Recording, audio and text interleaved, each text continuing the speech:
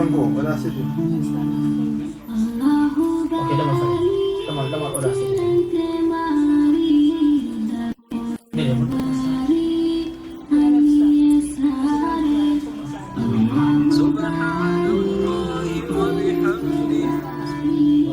Phone on silence. Bukan lah phone ke silence. Man karaban na bangun nabi suruh tarik dia. So, mo bela kita karaban kasa dia ka uli ka karaban. Nawa. Karaban.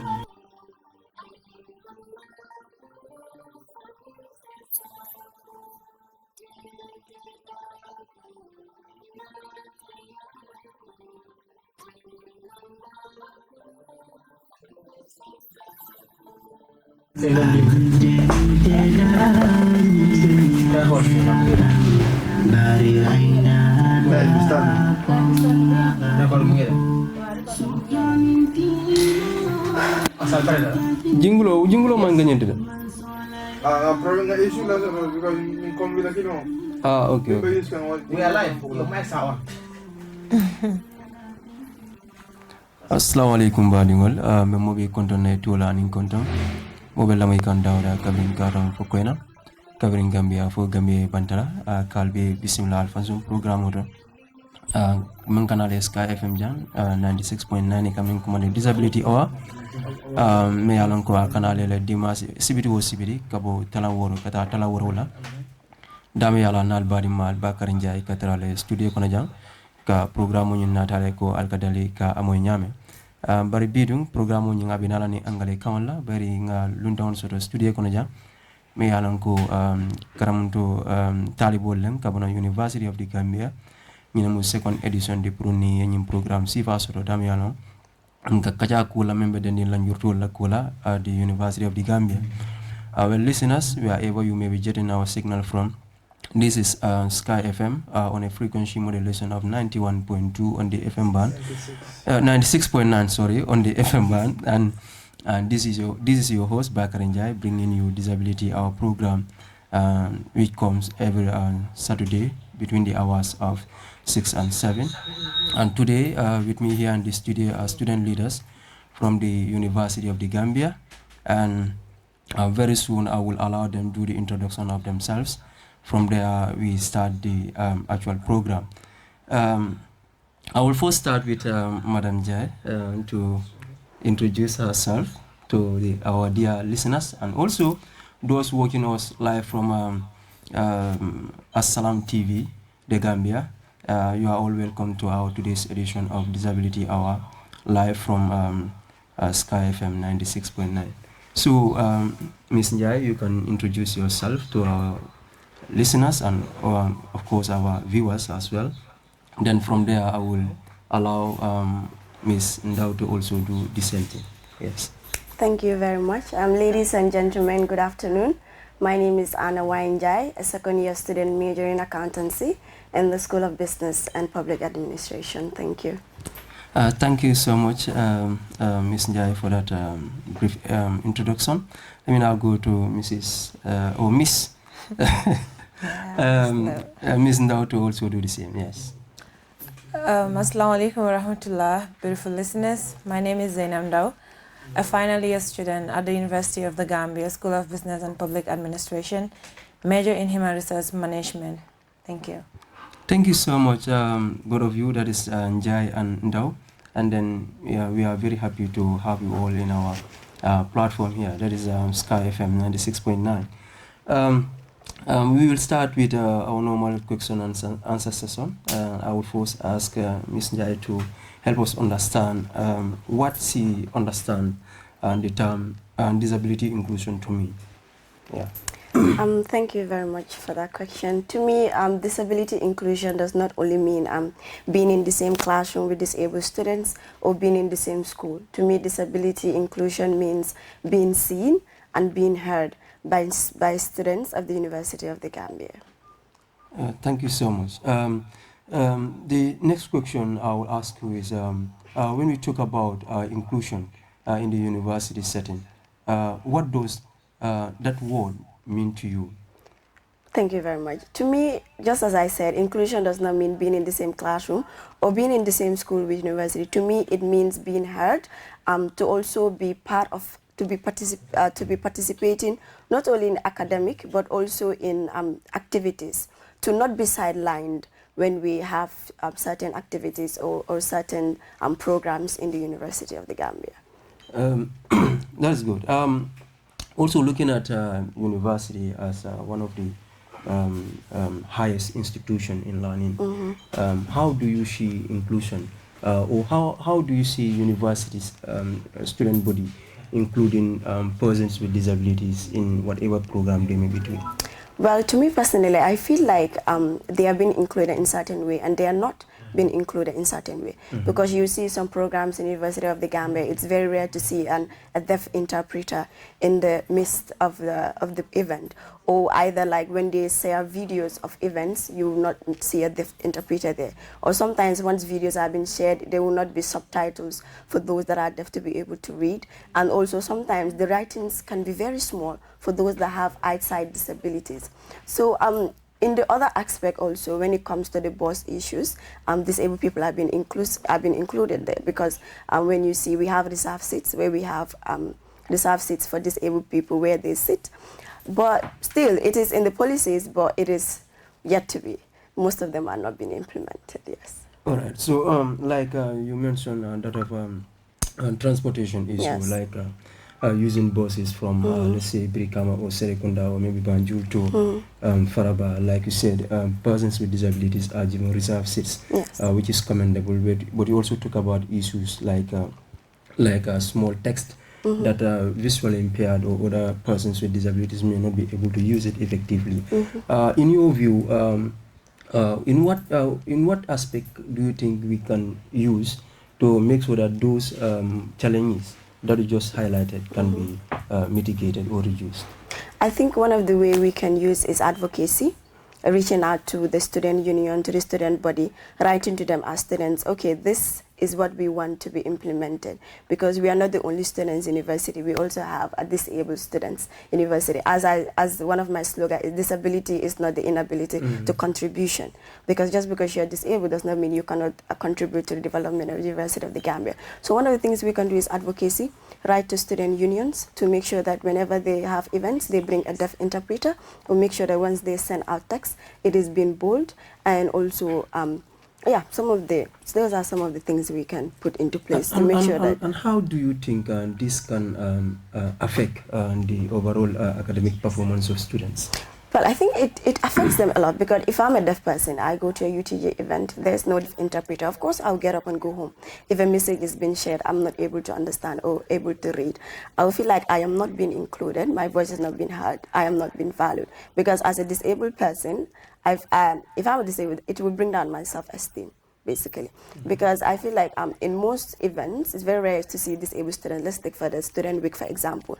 I think it's very rare to see disabled people there, because they believe if they go, there will be a burden on their fellow peers. So with that mentality, most of the events, they have been sidelined, and most times they are not being included. And I believe as university students, it's not only to be to sit and say, okay, they need this. We need to sit with them, talk to them, and know what they need and how best we can help them.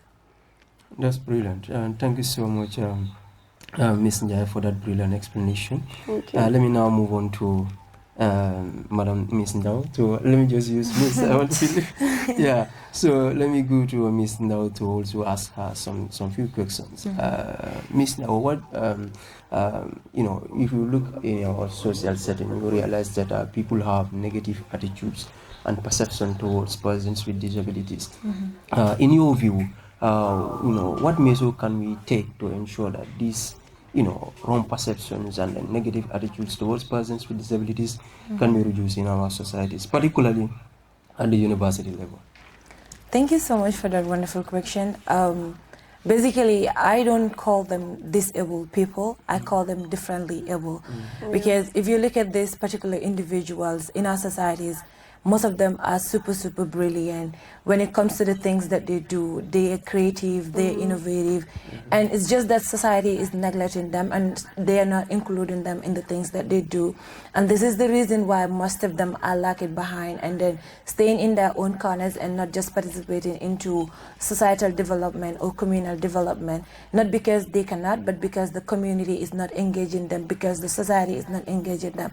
And one of the ways as university students, as one of the highest learning institutions of this country, one of the ways that we can contribute towards this is to make sure we have policies that talks about this individual, that give them a room, not just having the policies, because writing policies can be so beautiful, but do we implement those policies and what are the actions that we are taking towards those policies is some of the things that is very important. And I believe as student leaders and as students union in the University of the Gambia, one of the ways we can include this individual, as Miss Anna said, when we have our events, there are certain things that we need to create for them specifically so that they can feel included, they can feel present, and they can feel that they belong to the university and they belong to the society and they have things that they can contribute that will mean something to the community. Thank you.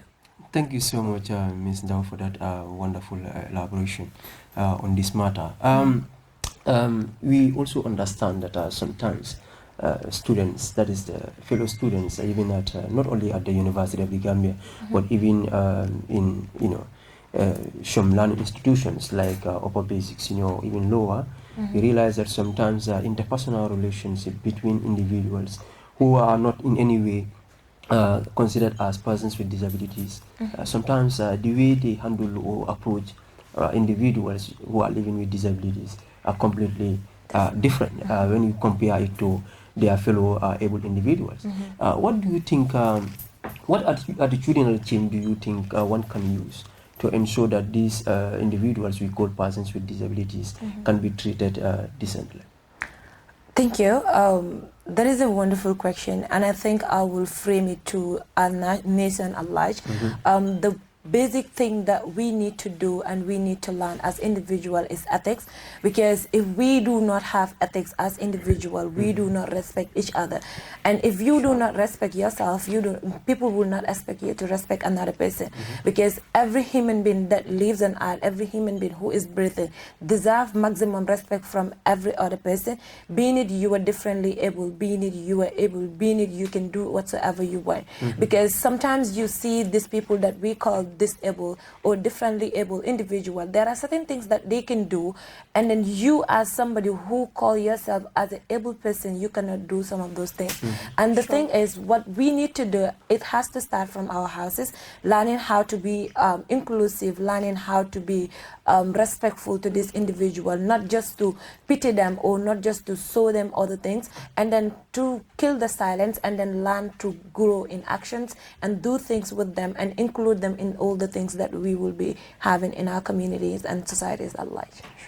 That's brilliant. What role do peers have in terms of mentorship and also building friendship with persons with disabilities? Let me say this. Like sometimes people erroneously call them handicaps, blind, deaf, and all that.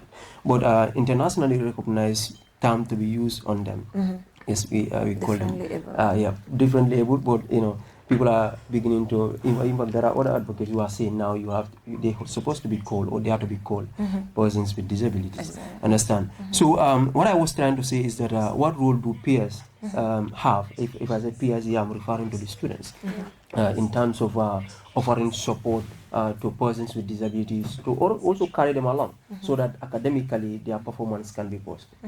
Yeah. I think the role that the peers, us as peers, have is one of them is creating the environment for them and making so they feel included, making so they feel seen, they feel respected, and they feel belong within the community or within ourselves or among ourselves. Because these are not just things that we say, but these are things that we need to do in action to make sure this individual do not feel disrespected, and but they feel belong and they feel like they are also also part of the society, or they are also part of them. Because let's say you are in a classroom with somebody who is differently able, you are able to see the board, you are able to write, and then the person is not actually able to do that in that fast pace that you were able to, and then you decided to be using certain words on them that will kill their self-esteem, not just their self-esteem, but the courage that they have to move forward, the courage that they have to do certain things. And I feel like it's just about the understanding, the respect, and then putting yourself in their shoe. Because normally, personally, the feeling that I have with this kind of individual, anytime I see them, I always talk back to myself. I say, how about if this was me? How will I want to be treated? How will I want people or the peers that I am with to treat me in this way? And if you look at it in that perspective, you will never misjudge them, or you will never do certain things that will harm them or that will break their spirit for them to do certain things that they will want to do or achieve their aspirations or the dreams that they want to go for. Sure. That's good. One last question before I shift my attention to Ms. Njai here. Okay. Structurally or infrastructurally, people have challenges, particularly persons with disabilities. And I want to believe even University of the Gambia is not excluded in this. You realize that sometimes we don't have enough ramps that wheelchair users can use to access classrooms. Sometimes classes will be held, upper Upstairs, classes on the upstairs, and then making those who are on wheelchairs and those on crutches very difficult to access those classrooms. You also realize that sometimes toilet facilities are located in a place where wheelchair users, visually impaired or blind people will find it extremely difficult to access them. What policy do you think University of the Gambia should put in place to ensure that these issues are addressed? I think the biggest policy or the most important policy that the University of the Gambia should implement, or they are implementing but should make sure they add up to the things that they are doing, is the inclusion policy, by making sure when infrastructure are built, they cater for every individual, not just the people who are able to, or people that are considered able, but everybody who is within the University of the Gambia. Because if you look at the building or the structures that have been built in the University of the Gambia, you see that there is no ramps, as you said, and then when it comes to the toilet accessibility, it's very, very difficult for these particular individuals. And I believe when this kind of structures are to be built, they need to make sure they have at least lifters where differently able individual can use to easily access their classroom. Because one thing I believe is education is not actually a privilege, it's a right to every individual that lives, and every Gambian deserves to be educated. And if we all deserve to be educated, especially in our national institutions, these are places where every person needs to be cared for, and when they are to be cared for, it starts from the infrastructures that we build. Because if you look at structures that there are no ramps, there are no lifters, like how can these particular individuals access those buildings, or even if they're going to access it, it is always difficult to them. Because most of the times, if they want to access it, and then all the time somebody is helping them, obviously at the end of the day the person might be fed up, and they might use certain words on them that they will not like, and that can also even discourage that person. Exactly, it will discourage the individual to say, me going to university, it doesn't make any sense because I am not belonging to that particular environment. Because if certain buildings are built and you do not see anything, like let's say for example you're building your house and your child who is crawling, you decided to build a 3-story building. How do you expect that particular child to climb there? And they are the same with the child. And if you look at it, this particular individual need to be cared for, and not just to be cared for, but make sure these are things that we put in place, or they are the first people that we put in mind before we do anything in our institutions. Thank you. Thank you so much, Ms. Ndao, for that brilliant explanation. It's truly appreciated. Let me now turn to Ms. Jai to also help us understand certain aspects of this. Ms. Njai, as Ndao alluded, we have a lot of challenges in our educational sector, and university, as I said earlier, is not an exception to this. So sometimes some classes will, as I said, will be held upstairs, and then making it very difficult, or sometimes even impossible, for persons with disabilities, particularly those who are on wheelchairs, or those on crutches, to go upstairs. So don't you think it will also be very much important for sometimes lecturers to consider this type of individuals and bring their classes down so that these individuals can easily access their classes? Thank you very much. I think it is very important that lecturers consider these disabled students, because it's not easy every time to be climbing those stairs, because the stairs are built in a way that I think most of the classes are upstairs. There's only a few that are downstairs. Mr. Nyanyonka Manjang, that was our former president, had this in his policies to include disability students, to make sure that they monitored and they know that if they have a class and it's going to be upstairs, they talk with management and the lecturer to make sure the class is downstairs. There was even a time where disabled students were given free food at the cafeteria. If you go to the cafeteria, they give you free food. But it could not continue. Why? Because we thought it was a one-man thing. It was not a one-man thing. It's a thing of all the University of the Gambia. If we stood as a voice and as a student and we advocated for these things, they would be implemented. But if we all fold our hands and leave it to one person, then how would those policies be implemented? I think it's very important that management and also the UTG students and also SU put into consideration and monitor these disabled students whenever they have to register a course and it's going to be upstairs. Let them make sure that the classes are downstairs. And that's good. And also, don't you think the student body also has a responsibility to ensure that the rights of persons with disabilities are always, pushed at the university level, so that issues of this nature that we're just talking about, whenever they realize that maybe there's a particular student who's visually impaired, or who's on wheelchair, or who's on crutches, the name and then with the details of that particular student before that to the authorities, so that teachers or lecturers can also know that this particular student in my class is this type of a person with disability, and whenever they are to have a class maybe upstairs, they will always think twice to bring down the class to the down floor so that they can access it. So don't you think the student body also don't have a responsibility to always advocate for the rights of persons with disabilities? Yes, the student body have a right. They have the right to advocate, and also not only the student body as the SU, each sub-school, especially business, school of business and public administrations, when you engage sub-associations, we come together and have advocacy on persons with disabilities, then our voices will be heard and the policies that are being given to them are being met. Yeah, so let's come to the political aspect of it. We understand that sometimes it's always very challenging for people, not only persons with disabilities, to actively participate in politics, because politics is considered by many as a dirty game, for which others will want to distance themselves from it. So how do you see disability inclusion in politics at the university level? It is very hard to see disabled people engage in politics, as the UTG politics is rather, how would I put the term, hectic. Because when it is time for politics, it is hectic, moving from school to school, moving from class to class, selling your policies, making sure that your policies are being sold, your track record also are being seen by people. So if you are a disabled person and you want to be involved in politics, it is not discouraging, but it will be very hectic for the individual, because as they used to say also, Hamza Bob. So if you're a disabled person and you want to engage in politics like actively, it will be very hard for the individual, honestly.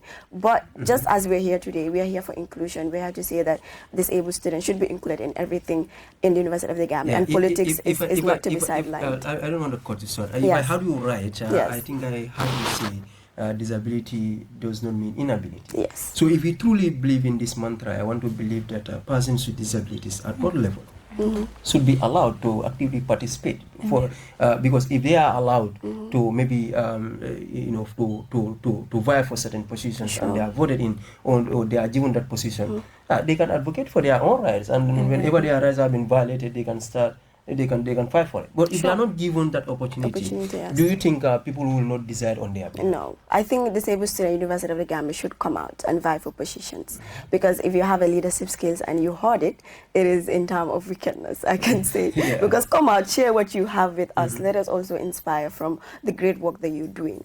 So from today onwards, I believe disabled students should come out, vie for positions, stand their ground, bring policies, especially for their peers as well, to make sure that their voices are heard. All right. That's brilliant. Aside from politics, now we understand that you go to tertiary institutions. There's what they call extracurricular activities which involves sports and all that. Do you in any way believe that persons with disabilities are also included in this aspect? What I will say that maybe there's this, their chances of participating is very slim because the thing is, maybe if you are on wheelchair, you may not be able to participate in football and all that, or basketball and all that. But others will argue that that's what they call health work. You know, there are certain sporting activities that persons with disabilities can be included. In fact, even in the Gambia, there's a particular football club which is composed of persons with disabilities. That is the amputee. We have Gambia Amputee Football Association in Gambia. So it doesn't mean that if, as you said, like disability is not inability. It doesn't mean that if you are, affected by maybe a particular form of disability, you cannot do this. So in sports, how do you see persons with disabilities actively participating? Well, I believe it is with the information that has been shared by the people organizing the sport. If you organize a stop and the write-up does not have anything that has to do with disabled people, or the images that you put on the flyer does not include anybody that is disabled there, then obviously they will feel like, okay, this activity has nothing to do with me because I am a differently abled person. But if you make a flyer and you have somebody in a wheelchair there, or you have somebody that is visually impaired, then, and the write-up is saying that it is open to all, even to disabled students. Obviously, if they see that write-up, they would obviously come. If I have a friend that's disabled, be like, well, this is an activity disabled people are included. Be like, okay, let's go. And again, continue. Yeah, and then you and your friend will all go and attend the event. I believe it's just the write-up and the information that has been shared that, okay, we have an activity and everybody is being included. And this will also draw back my attention that if like persons with disabilities are empowered with positions. You understand? Maybe whenever decisions are being made, they will put their inputs. And in that way, they can maybe in fact tell them that this particular set of persons with disabilities can do this particular sporting activity. But if they are not allowed or not encouraged, to take up leadership positions, whenever decisions are being made, they are going to be sidelined. They are going to be sidelined. Understand? So I think that further calls for more proactive efforts to ensure that persons with disabilities are included. Understand? So Miss Now, I don't know whether you have anything to add on to this before I throw some questions on you. Basically Anna has said all. When we look at the University of the Gambia, the Students' Union and the sub-associations that we have, normally, I think, if I can remember vividly, last year during our sport activity, there was a special activity that was dedicated to disabled individuals. And seeing these people coming out in large numbers in participating, like it is informing us that they do not just want to sit behind or they do not just want to sit in their own corners, but they also want to come out, participate in the things that we are participating on. And it's just about us going out, advocating for more, and then giving them that room that as far as we can, they also can. As Anna said, disability doesn't mean the inability. So when we know that they can do it, why not we have it in our policies? Why not we have it in our flyers when we design our flyers and then say, hello, you all, every student is entitled to this. But when you said every student, specifically if you mention them, they will feel so much excited and they will feel belong to come and then participate in those activities. And this is not just, this will build a very friendly community where everybody will feel committed, where everybody will feel belong, and then feel love and seen as well. And when people feel love and belong, obviously their academic performance will be like in a very standard way.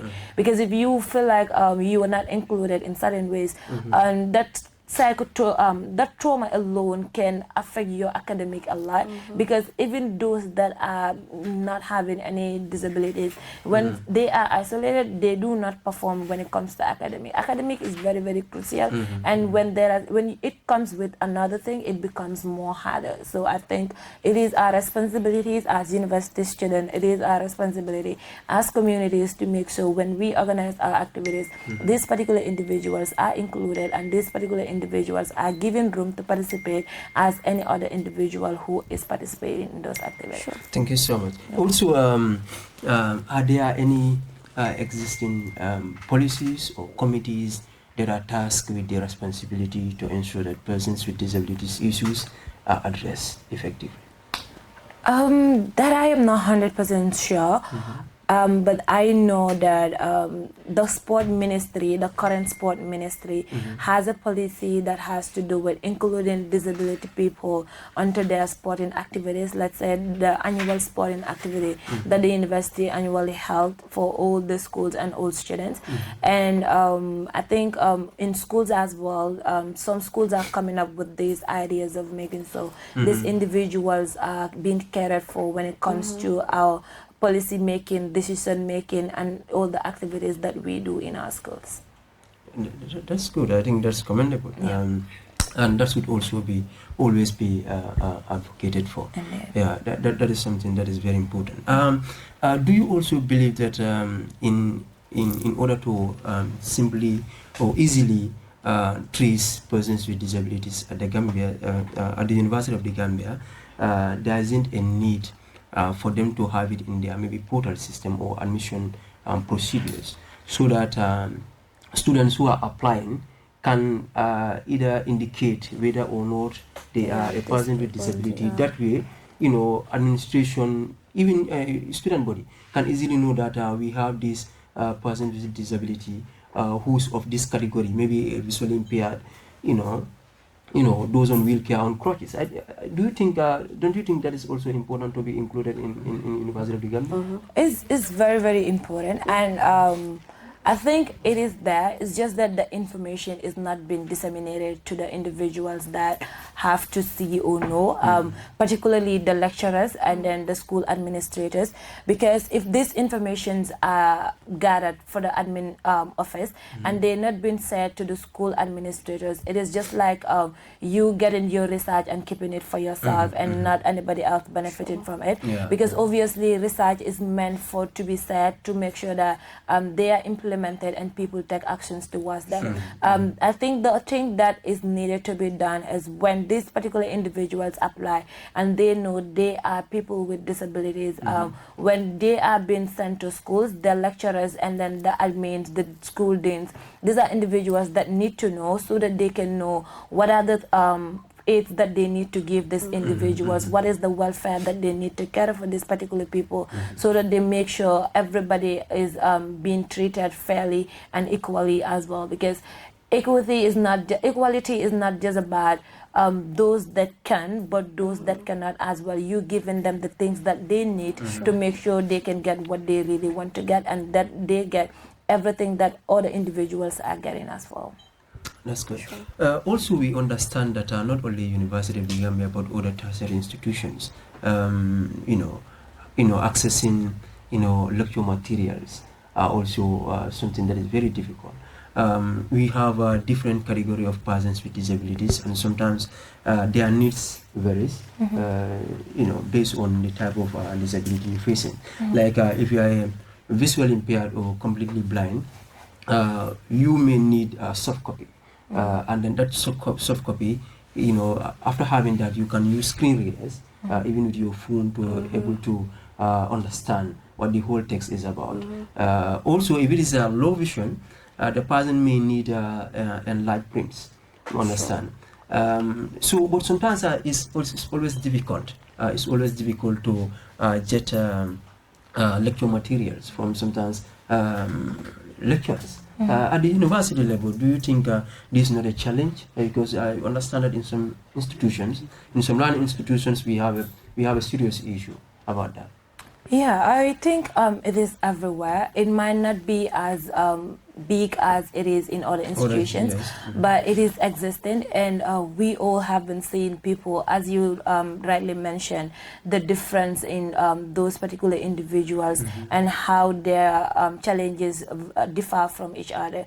And the thing will just draw back to our student union and then the administration at large, because I feel like if these particular individuals are represented, these are things that they will be cared for. Because let's say you talk about the student union, you have like 12 ministerial positions, but there's no position that mention people with disabilities where they can be cared for. And I feel like as individuals, the only person who can fight for your right is the person who knows your struggle. Because, he who knows it feels it. He who feels it knows it. Yeah, so that is it. And I feel like if these the student union body come up with a particular, even if not a ministry, but maybe a committee within the University of the Gambia to make sure these are people that will spearhead all disability activities that will be happening, or all the challenges that they are going through, where they will have a platform where they can share their challenges, and then students and actions can be taken from there.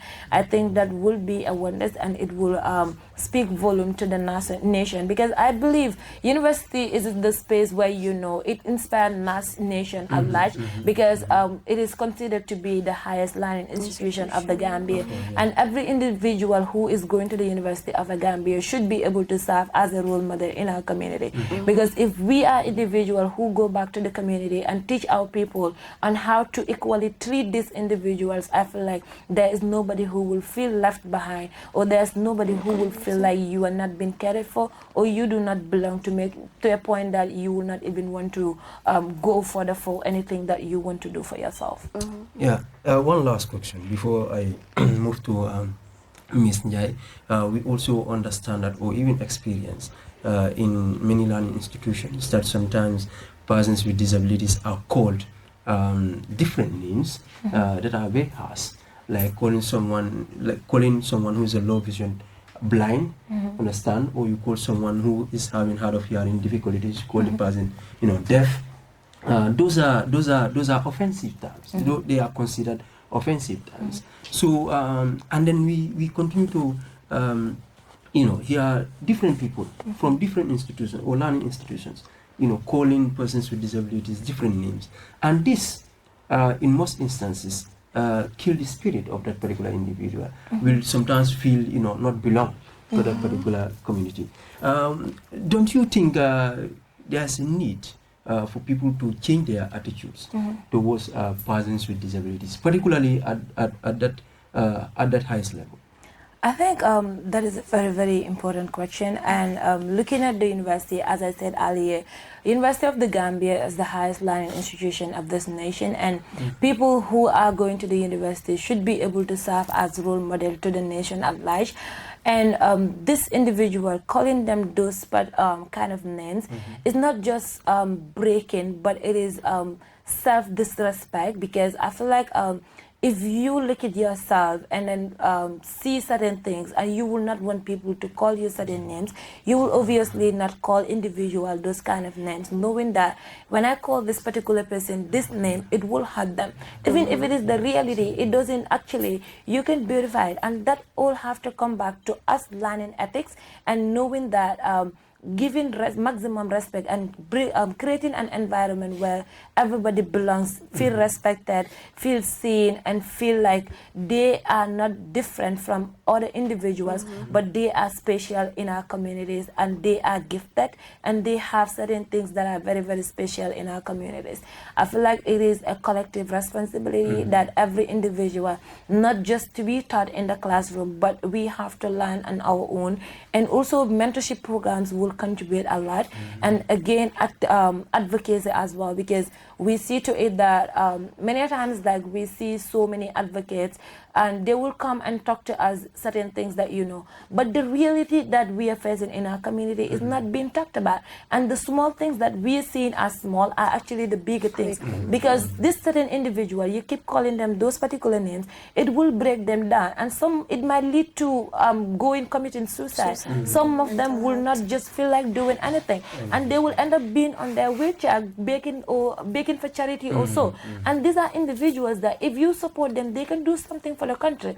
If they cannot employ you, they cannot employ anybody else, but they can employ themselves and be able to get something for themselves. And that is not just for them, but it is for the nation at large. Because if this individual gets something, they will not be in the street to beg or anything. And I think if we see the street, a lot of people are begging in the street. It's because of how society is treating them, how people see them. People see them as people who cannot do anything for themselves, but people who just need to be seated, and then every time they put their hands and people put something for them. And if we cater for them, obviously they will do something for themselves. Thank you so much, Ms. Ndao, for that brilliant explanation. And I think the listeners and those who are watching us live from Assalam TV, the Gambia, are learning a lot from this discussion. You reminded that you're listening to Sky FM radio on a frequency modulation of 96.9 on the FM band. And we are also streaming live from our studio here, through Assalam TV. And I'm your host, Bakar Njai. With me here in the studio are students from the University of the Gambia. Let me now turn to Ms. Njai to ask her some questions. Ms. Njai, don't you think name calling, bullying, and then ridiculing persons with disabilities can negatively affect their overall academic performance? Yes, name calling and bullying disabilities can negatively affect them. Sometimes we take bullying as something that is not serious, because you are my friend. I call you, maybe you wear glasses, I call you four eyes. Or you are crippled, I call you Sumala Galgali. We have in our areas people that have crippled legs, we call them Sumala Galgali. And then while they are passing. But to us, it might not be something serious. But to the person, if they go home, they sit, they think. And they'll feel like, okay, why am I being called this? Why am I? And that thinking would lead to something else. Mental health is real. And with that mental health, with that loneliness, they might commit suicide. And if that happens, then who is to blame?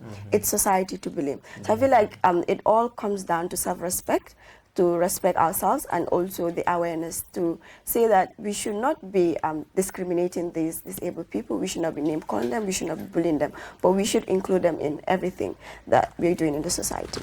All right. What practical step do you think University of the Gambia should take to ensure that University of the Gambia can serve as a conducive environment for persons with disabilities? One thing we can do is advocacy.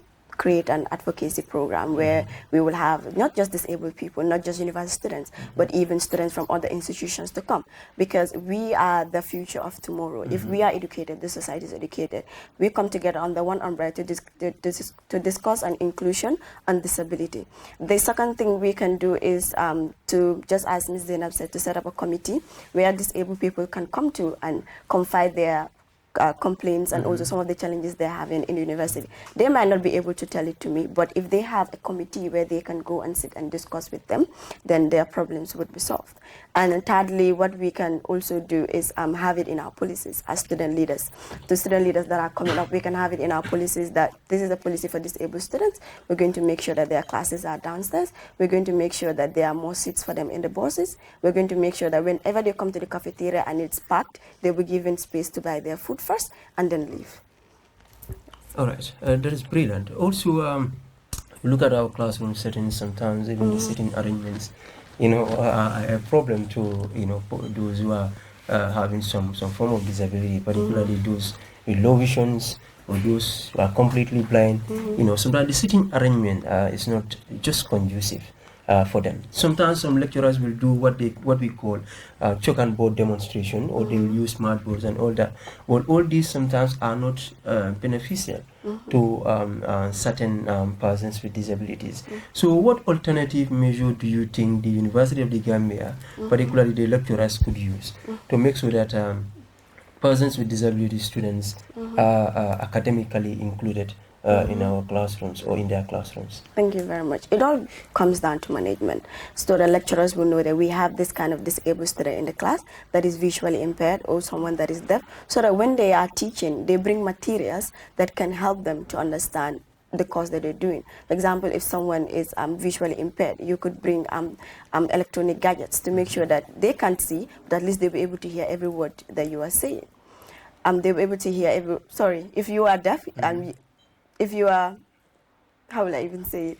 if you are blind, yes, you cannot see, but you'll be able to hear with the electronic gadgets that are there. And if you are deaf, you cannot actually hear, but actually you can visibly see you can everything. visualize Yes, things, everything that is being lectured, and you'll be able to make jottings. And once you go home as well, you'll be able to study those notes. So some lecturers will also not allow students to record their,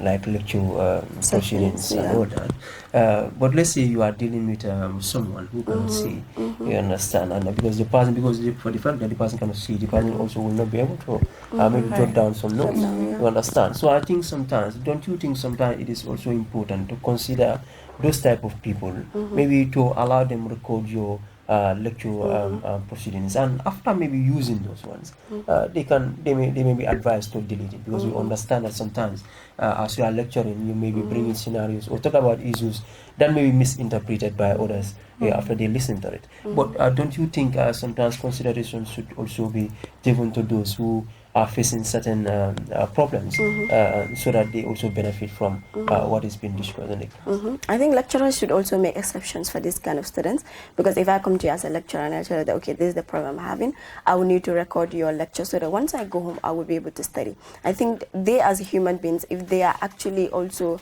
want to make disabled students included in the university, and also want to make them feel they are part of the university, they would allow them to record their notes, and once the course is done, they could reach out to you. Okay, I did this because you were disabled, now you are done with the course, can you please discard the lecture, the voice note you took.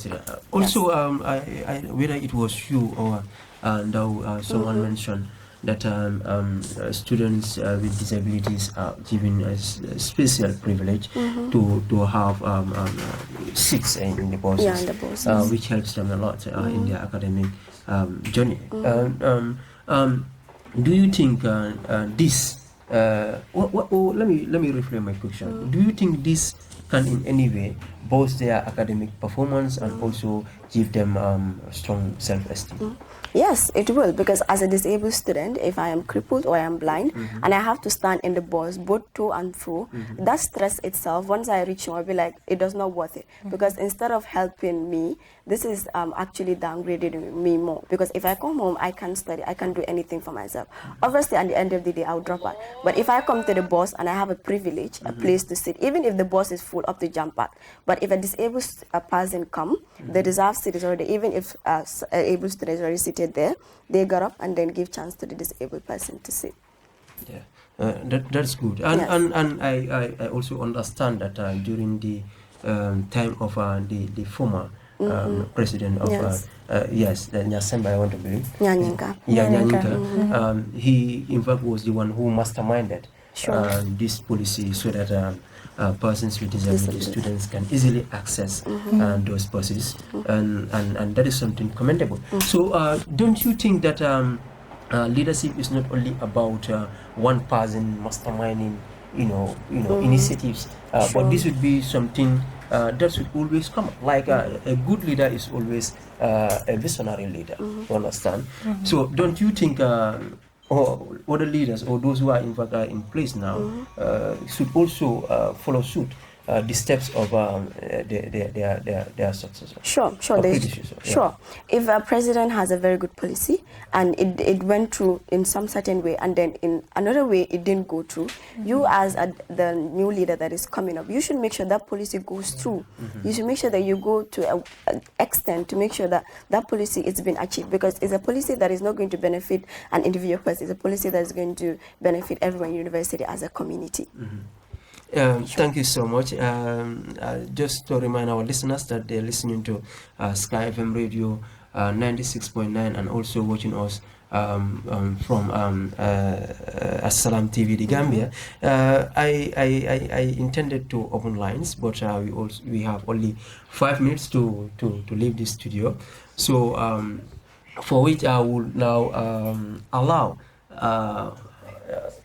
all of you, but I was starting with Ms. Njai. Maybe there's something that you want to say, and I have not asked you about. Maybe you can talk about that. Then from there we will wrap up the program. Okay. Yeah, maybe there's something that is very important, and you are not asked to elaborate on it. Yes. If there's any, you can come up with that. Just something I want to add on, that is the attitude we have towards disabled people, to help too much, to overhelp and to underhelp. That's the two things I want to talk about. You cannot just see a disabled person walking and you just come and grab the person and start walking with the person. The person will feel somehow. And you cannot also underhelp the person. Like the person asks you for help and you're helping the person and you're giving some kind of attitude. So the best thing to do is ask the person. If the person is walking and you see the person is feeling tired, excuse me, how are you? Do you need help? Yes, help the person. No, I'm good. Then you can find your way. But just don't come and rush and help. And if they ask you for help, also you're showing attitude. I think that is particularly important, and I want to throw some light on that. Like approach is very important. Someone who has never known before. So if you approach the person, it's important that you assure the person of his or her safety first, because this person may not impact. Maybe it's not, the person is not even seeing you. Like for instance, the person is a blind person. He may not see you. And because of that, may not feel, safe, understand, and comfortable. But if you assure the person, you talk to the person gently. That way, you assure him or her, and that the person can allow you to offer whatever assistance you want to offer. But if you just come, without giving that assurance and all that, you just want to roast things, the person may deny. Exactly. So sometimes approach is very important. Yeah, that point is very, very important. And Miss Now, maybe you want to add something that I have not asked you. I'll come back to you so that we wrap up. Yes, yeah.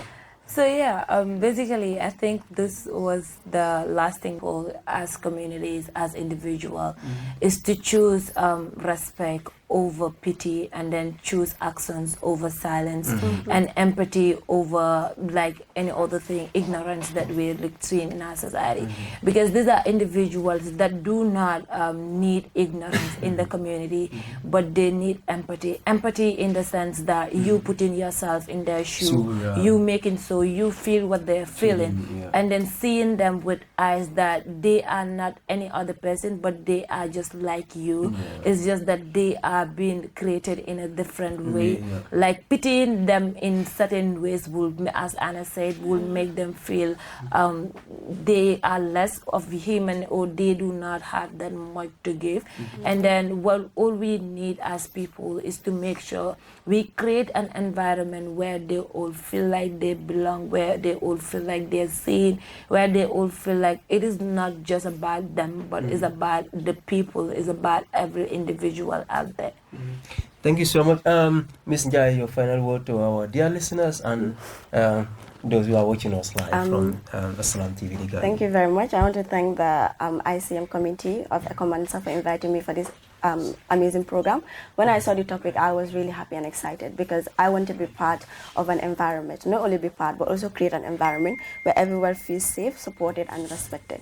And to all of us, and to everyone watching out there or listening, I want us to take a stand today to say that I will create an environment that people, not only us, but disabled people, different able people are going to feel supported, respected, and valued.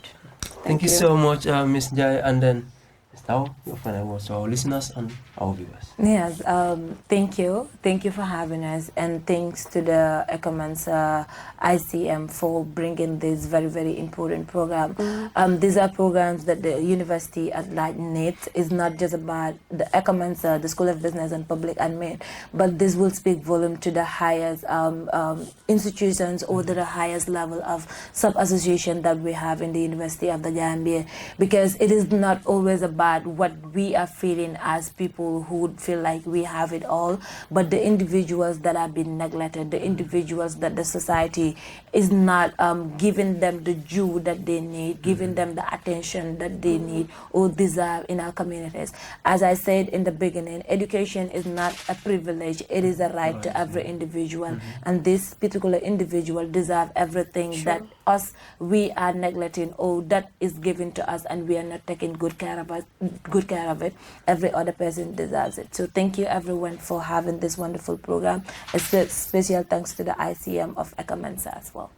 Thank you so much. It has been a wonderful discussion with student leaders from the University of the Gambia. And on my left hand side is Miss Ndao, and then my right hand side, Miss Njai. And then it has been your host, Bakar Njai, bringing you Disability Hour from Sky FM 96.9. Also from Salam TV, the Gambia. Thank you all for listening to our this edition of Disability Hour, and then we look forward to having much more fruitful discussions like this. And this is Bakar Njai. Bye for now. Thank you all. Thank you.